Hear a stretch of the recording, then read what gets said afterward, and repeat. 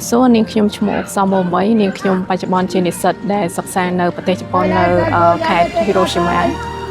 ยมมาที่นี่คือดำไปบรรจัยมาแต่ยบบอลขนมเนียมเชียประชาชนกัมพูชีดำไปเอาไปพบโลกบ้านดังปีแก่เปิด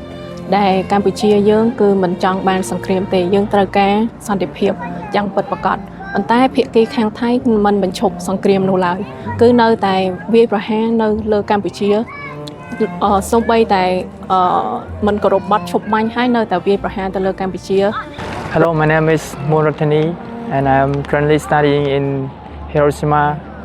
City in Japan. And as a role of a Cambodian citizen who are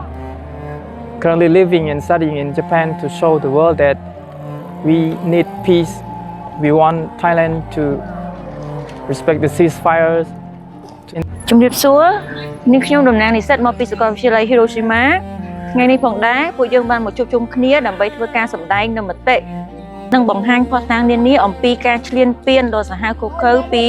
ប្រទេសថៃនៅលើប្រទេសកម្ពុជាពួកយើងស្នើសុំឲ្យមានការចូលរួមពីសហគមន៍អន្តរជាតិពិនិត្យនិងចាត់វិធានការយ៉ាងម៉ឺងម៉ាត់ទៅលើប្រទេសថៃដែលបានឈ្លានពានមកលើកម្ពុជាយ៉ាងសាហាវឃោរឃៅហើយមួយវិញទៀតយើងសូមឲ្យប្រទេសថៃគោរពនៅបទឈប់បាញ់ឲ្យបានខ្ជាប់ខ្ជួនមកកាន់ប្រទេសកម្ពុជាគុំម្ដងដែលខ្ញុំមកថ្ងៃនេះគឺខ្ញុំចង់ឲ្យ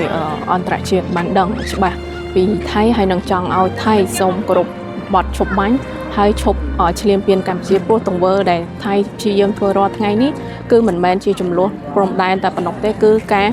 ឈ្លានពានលើទឹកដីបូរណភាពទឹកដីរបស់កម្ពុជាតែម្ដងអញ្ចឹងសូមអន្តរជាតិមេត្តាជួយមើលដល់ថៃហើយថៃខ្លួនឯងផ្ទាល់ក៏ត្រូវតែគោរពទៅលើបទឈប់បាញ់ផងដែរ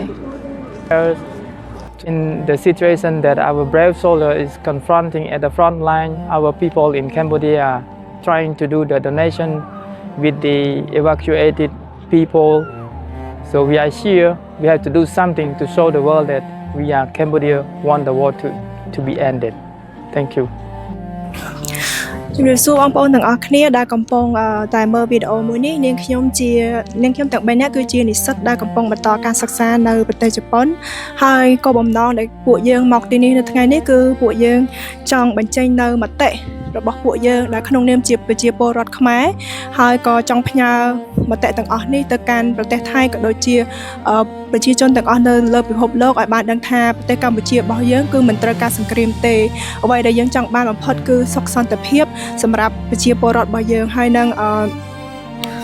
សុខសុវត្ថិភាពទៅដល់ប្រជាពលរដ្ឋរបស់យើងដូចគ្នាអញ្ចឹងពួកយើងសូមបដិញ្ញាជាដាច់ខាតថាពួកយើងមិនត្រូវការសង្គ្រាមទេចា៎សូមអរគុណ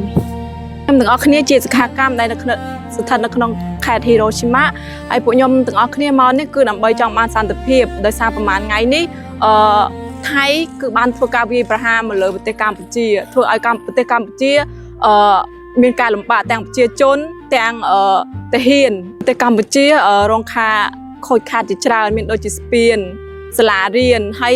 សិស្សជាច្រើនដែលអត់បានចូលសាលាដោយសារការធ្វើសង្គ្រាមពីប្រទេសថៃចង់បានគឺខ្មែរចង់បានសន្តិភាពអត់ចង់បានអ្វីក្រៅពីនឹងផ្សេងទៀតទេហើយពួកខ្ញុំមកទីនេះគឺចង់ឲ្យដឹងឲ្យពិភពលោកទាំងមូលដឹងថាប្រជាជនខ្មែរទាំងអស់គឺត្រូវការសន្តិភាព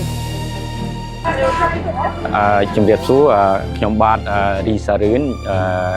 រស់នៅខេត្ត Hiroshima 18ឆ្នាំអញ្ចឹងគឺដែលយើងមកធ្វើកម្មវិធីថ្ងៃនេះគឺដើម្បីចង់ទាមទារឲ្យថៃយើងមកទីនេះគឺដើម្បីរៀបចំសម្ដែងមតិដើម្បីឲ្យជនជាតិជប៉ុនជនជាតិបរទេសឃើញដើម្បីឲ្យថៃបញ្ចប់សង្គ្រាមឈ្លានពាននៅប្រទេសកម្ពុជាបាទខ្ញុំមកពីYokogawa Eki នៅទីក្រុង Hiroshima ខ្ញុំមកទីនេះគឺចង់ឲ្យថៃគោរពនៅបទឈប់បាញ់ដែលបានចុះហត្ថលេខារួមគ្នាជាមួយនឹងកម្ពុជានិងបង្ហាញពិភពលោកឲ្យបានដឹងថាកម្ពុជាមិនត្រូវការមិនចង់បាននៅសង្គ្រាមចង់បាននៅសន្តិភាព